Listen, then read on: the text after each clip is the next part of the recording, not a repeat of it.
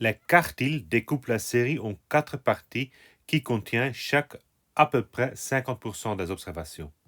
On les dénote avec des lettres Q, Q majuscule. Donc le premier quartile est indiqué par Q1, le deuxième par Q2 et le troisième par Q3. Quand on regarde Q2, on voit qu'à gauche de Q2, il y a à peu près 50% des données et à droite, il y a aussi 50% des données. Par conséquent, Q2 est égal à la médiane X tilde. Le résumé à 5 valeurs contient les valeurs suivantes. D'abord, on a la valeur observée la plus petite, donc X1 de la série ordonnée. On a Q1, le premier quartile, la médiane X tilde, le troisième quartile Q3 et finalement l'observation la plus grande Xn. L'ensemble de cette valeur donne un très bon résumé de la série statistique qu'on est en train d'étudier. Le pourquoi va être expliqué dans le prochain chapitre. On va maintenant déterminer ce résumé à 5 valeurs pour les indices de richesse en utilisant les fréquences cumulées. La médiane, on a déjà déterminé avant et la médiane était égale à 98. Le premier quartile, donc la valeur pour laquelle 25% des observations est plus petite que cette valeur, est égale à 92.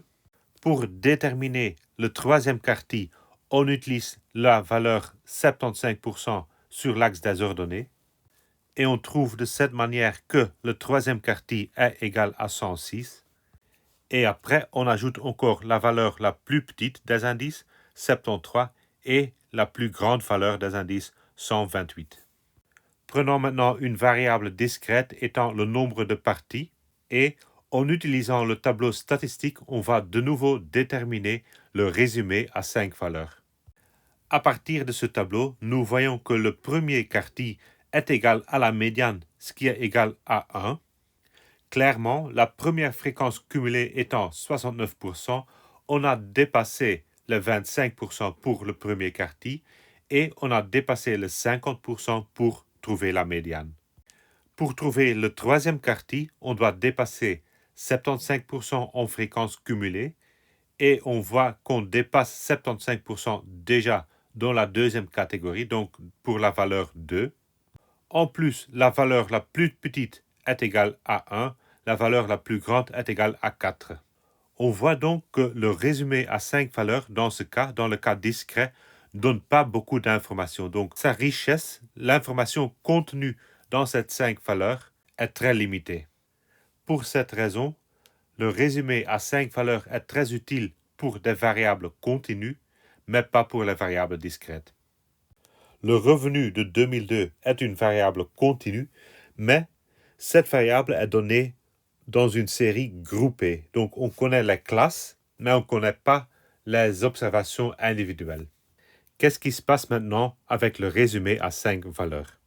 On a déjà calculé la médiane, donc la médiane était 18 958 €. Et de même manière, on sait déterminer les quartiles. Pour le premier quartile, on cherche la classe pour laquelle la fréquence cumulée dépasse 25%. Cette classe a des bornes 12 et 13. Et après, on détermine la valeur de Q1 en utilisant la formule d'interpolation. Dans cette formule, on utilise maintenant 25% comme valeur d'Y. Et on trouve que la valeur pour Q1 est égale à 12 182 €. Après, on fait la même chose pour le troisième quartile. On dépasse 75% pour la classe 30 à 45. Et donc, on refait le calcul utilisant 75% et on trouve de cette manière que la valeur du troisième quartile est égale à 30 222 €. Donc, on a déterminé la médiane et la quartile, mais on ne connaît pas la valeur minimale ni la valeur maximale. Donc, on ne sait pas donner le résumé à 5 valeurs en complet. Le résumé à 5 valeurs nous permet de comparer des distributions. Prenons par exemple l'indice de richesse et on voudrait le comparer entre les différentes provinces, donc Namur, Luxembourg, Liège, Hainaut et Brabant wallon. Les valeurs minimales sont 94 pour Brabant-Wallon, 70 pour Hainaut, 73 pour Liège, 82 pour Luxembourg et 81 pour Namur. Cette valeur correspond à l'indice de la commune la plus pauvre par province. On ajoute après le premier quartier, la médiane, le troisième quartier et les valeurs maximales par province. On voit de cette manière que le Brabant wallon est la province avec les communes les plus riches. On voit que les communes les plus pauvres se trouvent en Hainaut et en Luxembourg. Mais on voit aussi, par exemple, que Hainaut a des communes qui sont plus riches que toutes les communes de Namur. On pourrait aussi comparer la dispersion de distribution. On va dire un peu plus sur la dispersion dans le cours suivant. Mais pour cet exemple-ci, les dispersions sont ou paraissent être à peu près les mêmes, sauf pour Namur, où les valeurs sont plus proches l'un de l'autre. En plus, on verra plus tard que ces 5 valeurs peuvent aussi être utilisées pour dire quelque chose de la symétrie de la distribution.